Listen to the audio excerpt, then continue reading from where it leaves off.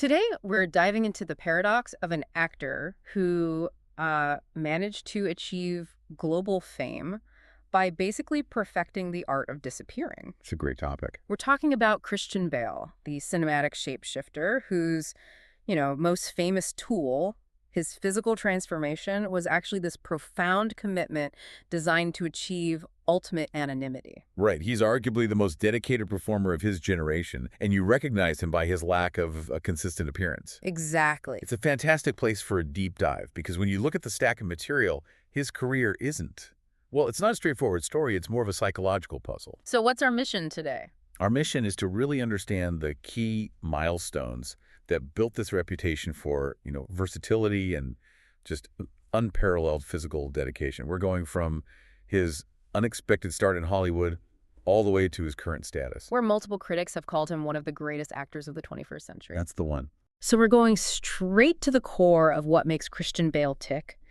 We've synthesized a pretty comprehensive body of work, focusing on his career structure, those staggering physical commitments, and, I think crucially, the surprising details of his personal ethos. Including that quiet 16-year commitment to activism. Yeah, that part is amazing. You're going to see how his earliest instability really fueled his professional intensity. So what stands out as the foundation of all this? Okay, let's unpack this and start at the beginning with his really unusual formative years. To truly grasp the intensity of the man's career, you really have to look at the foundational instability of his childhood. It all starts there. It does. He was born Christian Charles Philip Bale on January 30th, 1974, in Haverfordwest, Pembrokeshire, Wales.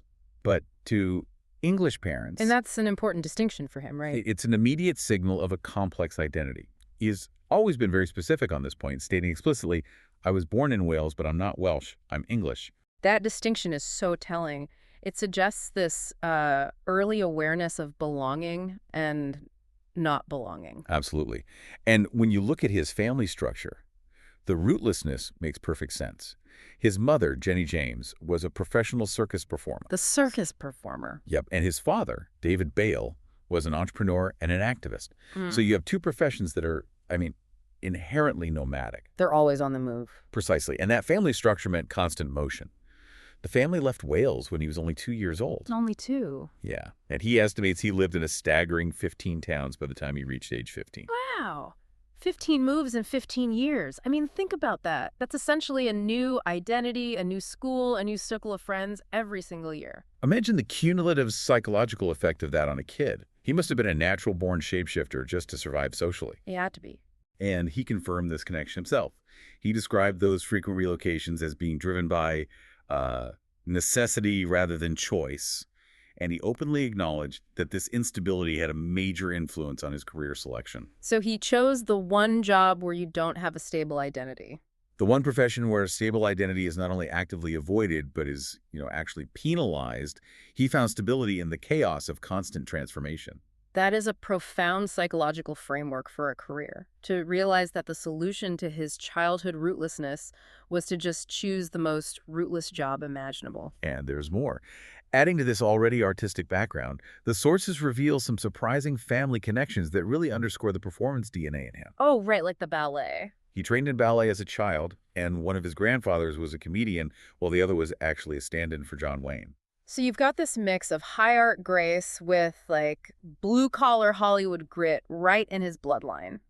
Yet, despite this artistic heritage, he was a deeply, deeply reluctant child star. His first roles were purely commercial. Like what? Lenore fabric softener, Pac-Man cereal. Just stuff he did starting at age 8. He wasn't driven by some personal ambition. He later admitted he didn't even find acting personally appealing. He only did it because other people asked him to. So he was acting out of obligation rather than passion, which I think explains so much of that deep-seated tension you see later on. Absolutely. Once he started, he felt obligated to continue. Initially for financial reasons tied to the family's, constant instability. And this led him to foster what he described as a perennial love-hate relationship with the whole profession. Which, frankly, seems to drive his best work, that need to overcome his own reluctance through just extreme preparation. Exactly. And it's incredible that a child who was acting purely out of obligation with no formal training was already talented enough to land a huge professional stage role. Right, he performed opposite Rowan Atkinson. In the West End play The Nerd in 1984.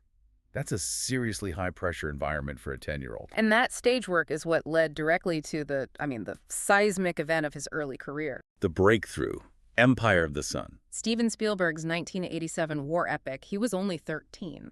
And the selection process alone just speaks to his natural talent. He was chosen to play Jim Graham, this British boy interned in a Japanese camp during World War II, and he was selected from a pool of over 4,000 young actors worldwide. 4,000. And he was picked by Steven Spielberg, no less. I think the sources said he was recommended by Amy Irving. That's right, Spielberg's wife at the time. Bale had appeared opposite her in a TV film, Anastasia, The Mystery of Anna. But the exposure from Empire of the Sun was just enormous. His performance was astonishing for a teenager. He even won an award for it. He did. The inaugural Best Performance by a Juvenile Actor Award from the National Board of Review of Motion Pictures. The recognition was instant, and that's precisely where all the problems began. This is where it gets really interesting, because the fame immediately became, for him, toxic. The sources paint this picture of a child actor who just hated the spotlight. The critical acclaim and the fame led directly to bullying at school, and he found the pressures of working as an actor just unbearable. The media attention, the loss of privacy, it caused him to grow profoundly distrustful of the entire profession. He wanted to walk away. Completely. He'd found a solution to his family's instability by constantly changing roles, but the fame from that first major role made it impossible for him to disappear. So he had this decade-long conflict. His internal desire to be anonymous versus the external pressure and, financial necessity to keep working. How did he manage the 1990s without just fading away entirely? Well, it became a period of strategic bridge roles, basically designed to keep him working, learning, and paying the bills, but avoiding that full glare of the A-list spotlight. So who brought him back? It was Kenneth Branagh. He persuaded him back into film and cast him in Henry V in 1989. That gave him a necessary dose of serious classical work. And then came the famous commercial stumble, the 1992 Disney musical flop, Newsies. Ah, Newsies. It was a critical and commercial failure when it came out.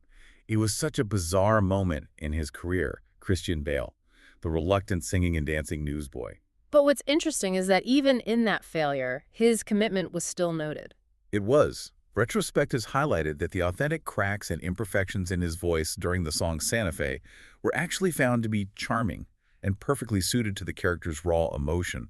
It was a failure that kind of revealed his ability to inject sincerity into an otherwise poorly received film. It seems like that decade for him was defined by supporting roles and ensemble casts, which, thinking about it, probably suited his desire to avoid the center of attention. Exactly. He had Swing Kids in 1993, but his next major success was Little Women in 1994, where he played Theodore Laurie Lawrence. And he got that role through a recommendation, right? Purely through peer endorsement.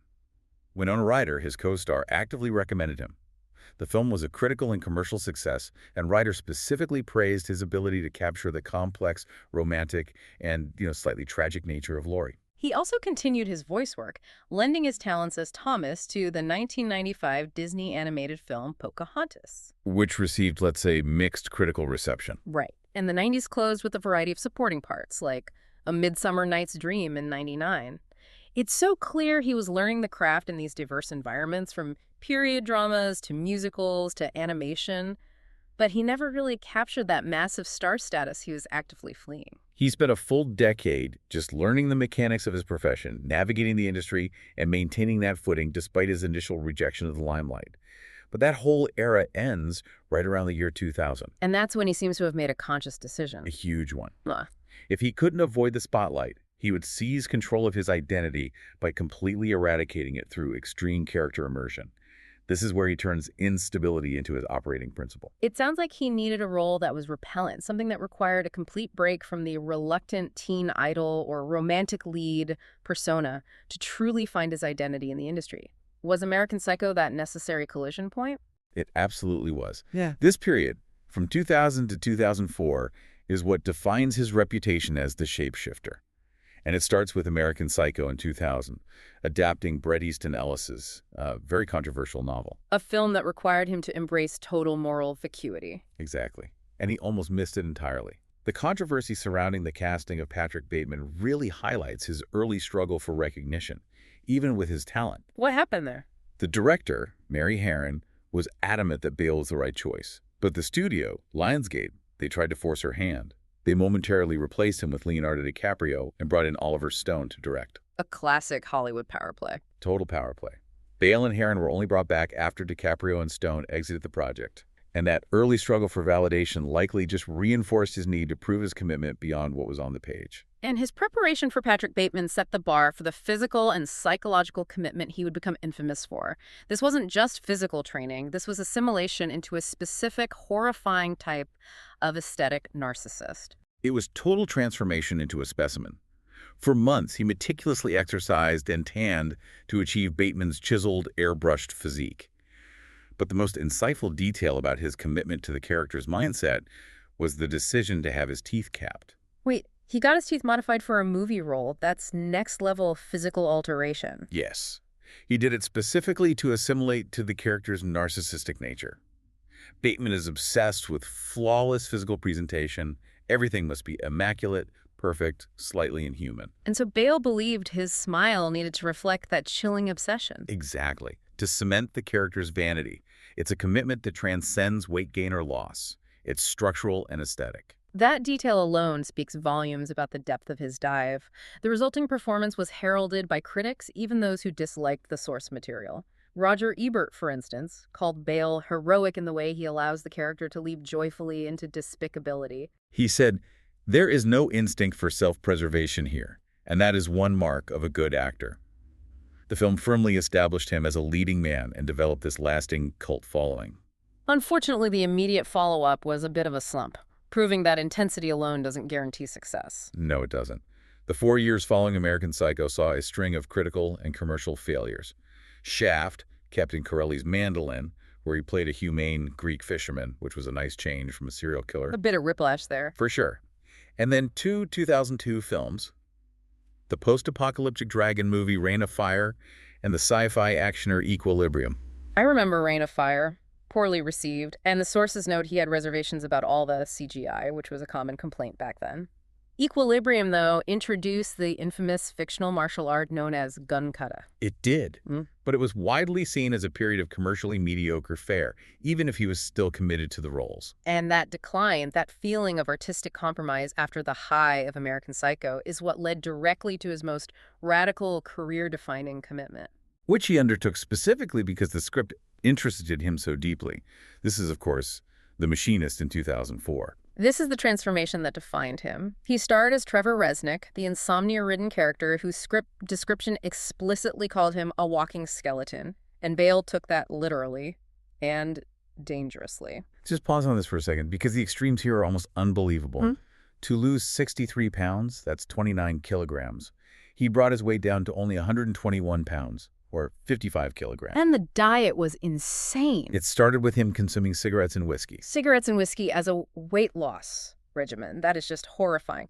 What was the final structured diet that achieved this massive loss? His strict restrictive diet eventually settled on black coffee, 1 apple, and 1 can of tuna per day. Per day? We are talking about a daily caloric intake of maybe 200 to 300 calories, far, far below what a person needs to survive. This severe regimen prompted immediate comparisons to Robert De Niro's prep for Raging Bull. But unlike De Niro's weight gain, which was arduous, Bale found this physical deprivation surprisingly compelling. That's the critical paradox. The physical pain and exhaustion of starvation were mentally calming. How did the sources explain that? Bale himself spoke about it. He claimed he'd taken a hiatus because he hadn't found scripts that truly compelled him, but The Machinist script, it just resonated deeply. So the weight loss wasn't a spectacle for him? No, it was a vehicle to physically manifest the character's psychological state. The extreme deprivation mirrored the character's mental unraveling and his inability to sleep. He found the constant physical control and focus required for the starvation regimen to be a kind of meditative, calming anchor. Fascinating. So the physical erasure was a form of self-control in a chaotic life. It wasn't method acting in the traditional sense, but an act of complete physical immersion to access a character's internal truth. What did the sources say about the medical risks? Surely he needed supervision for that. While details about constant medical supervision are often kept private, it's understood that any such extreme fluctuation requires careful monitoring to avoid permanent damage. He was reportedly monitored by a nutritionist. However, the subsequent rebound for Batman Begins was perhaps even more dangerous than the loss itself. And the machinist itself didn't do well commercially. No, the film performed poorly at the box office, but critics immediately recognized the genius of the commitment. Todd McCarthy of Variety praised Bale's haunted, aggressive, and finally wrenching performance as providing a strong anchor to the whole story. That performance, regardless of commercial outcome, cemented his reputation as an actor willing to sacrifice his body for his art. It laid the absolute groundwork for the next, most mainstream and commercially successful phase of his career. He proved he could literally disappear, and that ability made him indispensable. And the irony is just monumental. The man who had just played a skeletal husk immediately had to become a monolithic, muscular crime fighter. And that dedication is precisely what convinced Christopher Nolan to cast him for Vitality. Batman Begins in 2005, rebooting the entire Batman franchise. Nolan's casting rationale focused on Bale's unique ability to handle duality, which is, it's essential for Bruce Wayne. Exactly.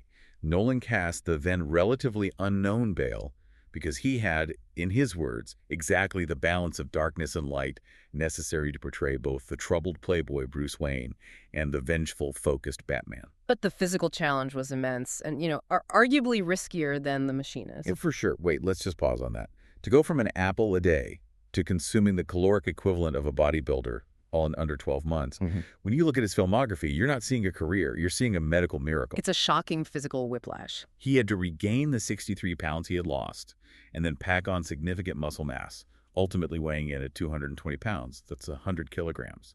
He actually overshot at first and had to shed a little weight before filming began because Nolan thought he looked too big. Too big for Batman. Yeah. That rapid fluctuation from 121 pounds to over 200 pounds in less than a year is just breathtaking. It confirms him as the ultimate shapeshifter. And the physical prep wasn't just lifting weights. It had to translate into believable fighting. The sources detail he trained extensively in weapons, Wing Chun Kung Fu, and the Kizi fighting method. He and Nolan approached the story with as realistic a motivation as possible, rooting the character's emergence in the deep psychological trauma of his parents' murder, rather than just relying on standard superhero tropes. And then there's the infamous Batman voice. The voice? Bale employed those deep, gravelly tone qualities. Nolan believed this voice reinforced the character's visual appearance, that the voice itself was part of the mask, adding an animalistic intensity to the suit. Vulture complemented his sensitive, intelligent portrayal of a spoiled, wayward Bruce who finally grows up. While Batman dominated this era, he judiciously chose smaller, critical passion projects, which really shows that his original artistic hunger remained, separate from the blockbuster success. What were the key dramatic interludes? Well, in 2005, he provided voice work for the English dub of Hayao Miyazaki's Howl's Moving Castle. He only committed to the role after watching Miyazaki's earlier film, Spirited Away, and being moved by it. And then the Herzog film. Crucially, in 2006, he starred in Werner Herzog's Rescue Dawn, playing an American fighter pilot fighting for survival during the Vietnam War. Werner Herzog is a director whose praise is notoriously hard-won. And Herzog was effusive. He stated clearly that he considered Bale to be among his generation's greatest talents long before the world saw him wear the cape and cowl. That's a powerful validation of his raw ability, separate from the blockbuster machine. He also reunited with Christopher Nolan in 2006 for The Prestige, playing Alfred Borden, the Victorian-era magician rival to Hugh Jackman's character. That film is a deeply complex, underrated piece of work that requires Bale to maintain multiple layers of deception and identity. Exactly. The New York Times highlighted Bale's fierce inwardness and called his performance something to savor. Though it was a modest performer at the box office, it cemented his working relationship with Nolan and reinforced his ability to carry a dense, character-driven thriller. And all of this was just setting the stage for the Dark Knight phenomenon in 2008. The Dark Knight became the critical peak of the trilogy.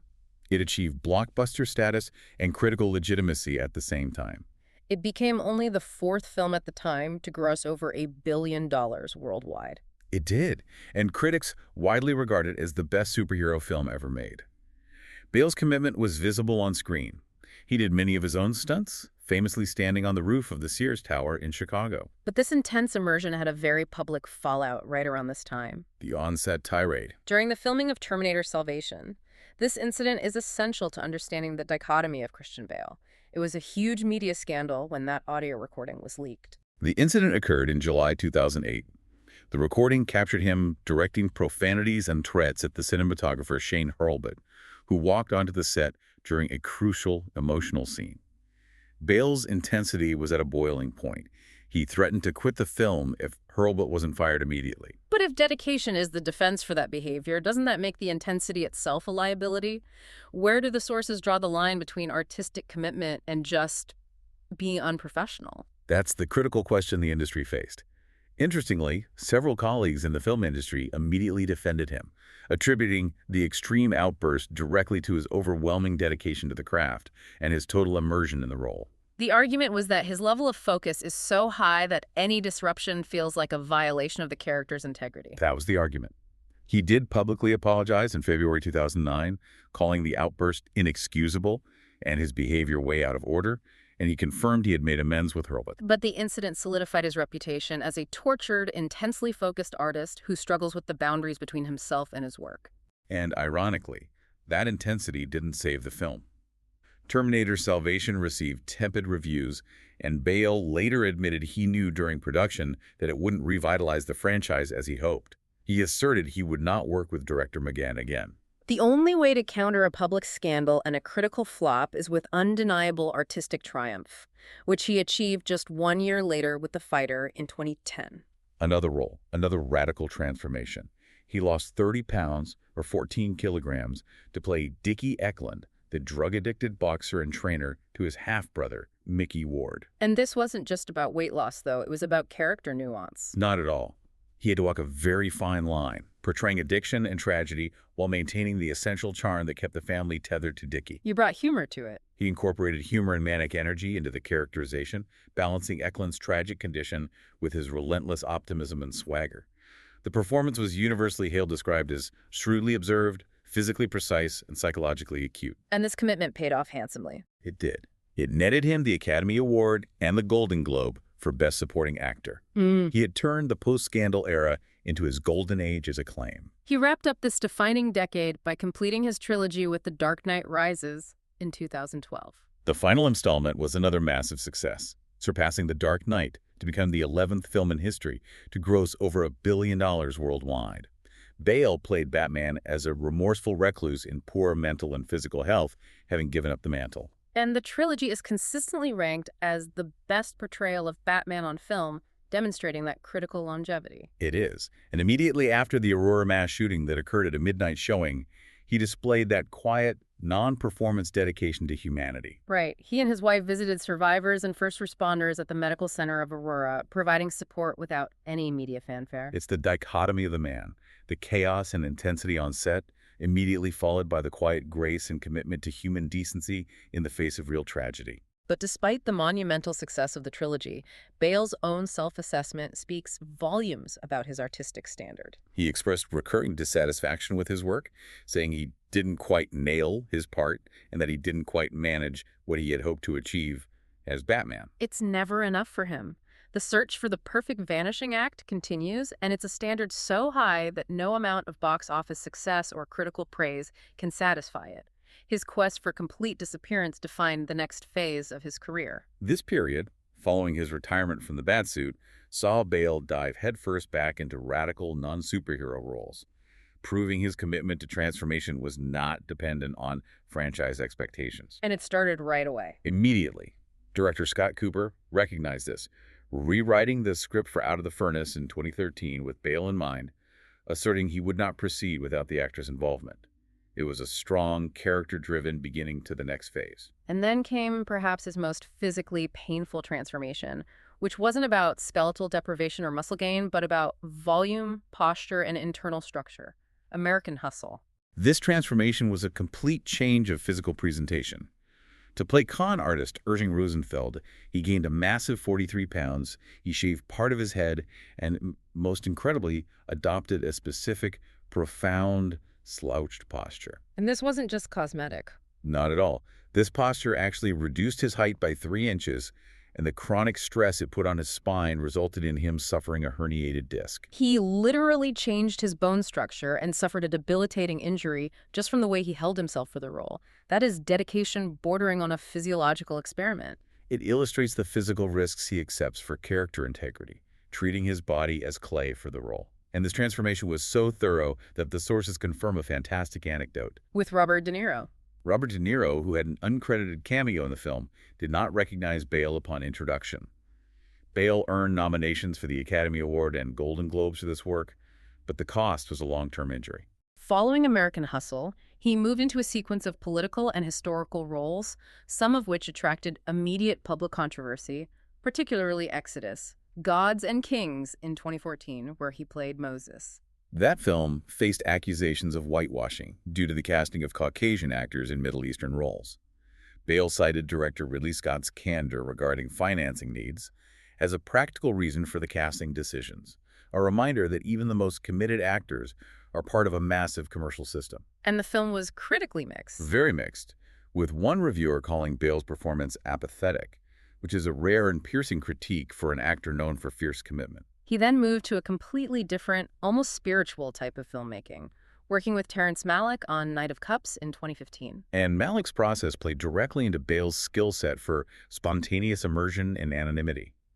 Bale revealed he shot the film without having learned any pre-written dialogue, only being given a character description on set and reacting to the moment. So he was building a character from the inside out, free from scripted constraints. Which perfectly suited his desire to erase himself and simply be the character rather than recite lines. In the same year, he returned to the world of dense, character-driven satire with Adam McKay's The Big Short. About the 2008 financial crisis, he portrayed the antisocial, glass-eyed hedge fund manager Michael Burry. Burry was known for spotting the housing bubble collapse early, and Bale captured his unique, almost alien intensity. He reportedly listened to death metal music while working out the financial collapse on screen. A great detail. And this performance earned critical praise, with one source calling it scarily hilarious, netting him another pair of Best Supporting Actor nominations for the Oscar and the Golden Globe. Moving forward, he collaborated again with Scott Cooper in the 2017 film Hostiles. This role required a different kind of deep dive, one based on cultural immersion rather than physical alteration. He played a bigoted U.S. Army officer forced to escort a dying Cheyenne chief and his family back to their tribal lands. Critics called it one of his strongest performances. And to prepare for this role, he took the time to deeply learn the Cheyenne language, illustrating that his commitment extends far beyond weight gain and loss. It demonstrates a profound respect for linguistic and cultural fidelity, even for a role where those language skills are only sparingly used on screen. This brings us to the ultimate shift, the culmination of his physical transformations. His portrayal of Vice President Dick Cheney in Adam McKay's Vice in 2018. If American Hustle was a significant gain, Vice was the next quantum leap. Bale gained over 40 pounds and shaved his head completely to embody the political figure whom Bale described as quiet and secretive. He mastered Cheney's specific cadence, mannerisms, and physical heft. The performance was lauded, winning him the Golden Globe for Best Actor and earning an Academy Award nomination. But the acceptance speech generated a media firestorm that underscored the political nature of the film. Absolutely. During his Golden Globe acceptance speech, Bale famously thanked Satan for inspiring his performance. And the political response was swift. Dick Cheney's daughter, U.S. Representative Liz Cheney, publicly stated that Bale had ruined his chance to play a real superhero, colliding the political commentary of the film with Hollywood performance in an explosive way. And what's astonishing is that immediately following Vice, he made the final, most radical physical reversal in his career for Ford v. Ferrari in 2019. The turnaround time was just astonishingly short. He went from being over 200 pounds as Dick Cheney to shedding 70 pounds to play the live, wiry, real-life British race car driver Ken Miles. So that's gaining 40-plus pounds for one film, finishing it, and then shedding 70 pounds immediately after for the very next role. The stress on his body is unimaginable. It's a level of professional discipline that few can fathom, and the sources highlight the medical severity of that physical whiplash. The film earned him his 5th Golden Globe nomination, proving the effectiveness of his commitment. But this ultimate fluctuation led to a significant declaration, didn't it? It did. While promoting Ford v Ferrari, Bale announced that he would no longer subject himself to such drastic weight fluctuations for roles. He had, quite literally, pushed his body to its absolute breaking point for his art, and publicly drew a line in the sand. He decided that the future of his shapeshifting would have to rely on something other than his weight. And that promise frames the rest of his career. It forces us to reconsider what truly defines his artistry. Is it the physical act of transformation? Or is it the sheer depth of performance that remains constant, regardless of the body? That is the core philosophical question of his career. He is known for exhaustive dedication and the intensity with which he completely inhabits his roles. The media often describes his style as method acting because of the physical changes, but Bale himself firmly denies practicing it. He says he doesn't adhere to a particular technique. He doesn't. So if it's not a technique like the method, what is his objective when entering a role? Total self-erasure. His goal is to embody characters without showing any aspect of himself. He views anonymity as the essential tool for his craft, explaining that letting people know who you are does not help create different characters. Anonymity is what's giving you the ability to play those characters. For Christian Bale, the goal isn't to be seen. The goal is to disappear so completely that all you see is the character. And that explains why he is so notoriously private about his personal life. It's not just shyness, it's a professional mandate. It's also interesting to trace his influences, the blueprints he followed, to achieve this vanishing act. The sources name Rowan Atkinson as his acting template, dating back to their work together when Bale was just a child. He credits Atkinson with showing him how intense commitment could be channeled into performance. Furthermore, he explicitly credited Gary Oldman's work as the reason he pursued acting in the first place, citing Oldman's total immersion and chameleon-like ability. And then there is the fascinating accent paradox, another layer of performance designed to maintain that distance. He's listed among actors who work least in their native accents. In real life, Bale speaks in an emphatic, non-posh English accent. Yet he is often noted for immediately adopting an American accent during interviews when promoting his films, even when the role is finished. It's not just a courtesy for a press tour. It seems to be a default mechanism, an instant professional mask. He's inhabiting the expected public persona of an American movie star to shield his true, private self, adding another subtle layer of performance to his daily interactions. It's performance as protection. Moving beyond his career, we need to address his personal life and citizenship status, which still reflects his transient beginnings. Bale holds both UK and US citizenship and has lived in Los Angeles since the 1990s. He married Sandra Sibi-Blasic, an American former model of Serbian descent, in Las Vegas in 2000. They have 2 children. And a surprising family note. He became the stepson of the renowned feminist Gloria Steinem. That's right, following her marriage to his father, David Bale, who passed away in 2003. This brings together an intensely private actor with one of the most famous public intellectuals of the last century. We mentioned the 2008 London incident earlier, which briefly thrust his private life into the unwanted spotlight shortly before the premiere of The Dark Knight. Yes. On July 22, 2008, he was arrested in London after his mother and sister reported an alleged assault at a hotel. Bale denied the allegations, calling it a deeply personal matter. And the charges were dropped. Crucially, the Crown Prosecution Service later dropped all charges due to insufficient evidence to afford a realistic prospect of conviction. The incident was a painful, high-profile break from his usual privacy, but the rapid non-conviction conclusion allowed him to retreat back into his preferred anonymity quickly. For someone whose professional life is defined by intense, sometimes chaotic character work, his long-term dedication to philanthropic and human rights causes provides the sense of grounding and consistency often absent in his on-screen roles. It's the stable identity he found outside of acting. And his activism actually predates his major film career by decades.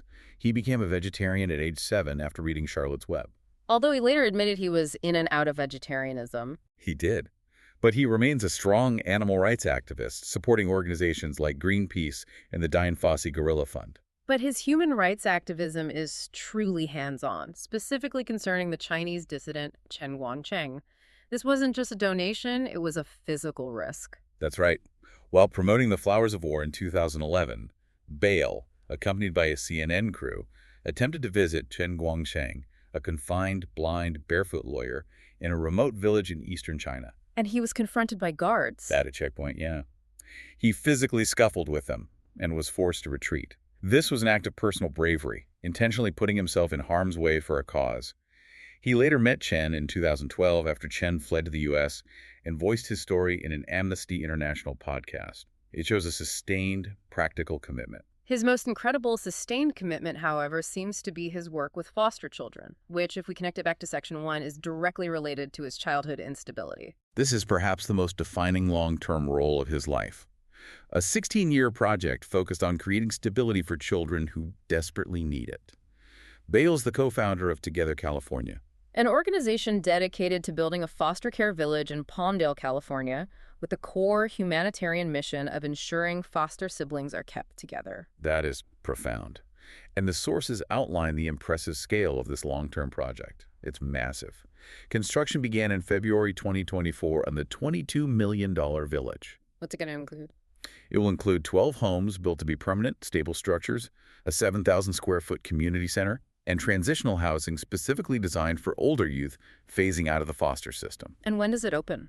The first homes are expected to open in late 2025 or early 2026. This isn't a quick endorsement or a spokesperson role. It's a deep, sustained, multi-million-dollar operational commitment to providing stability and community for children who, like his younger self, experience profound instability and constant relocation.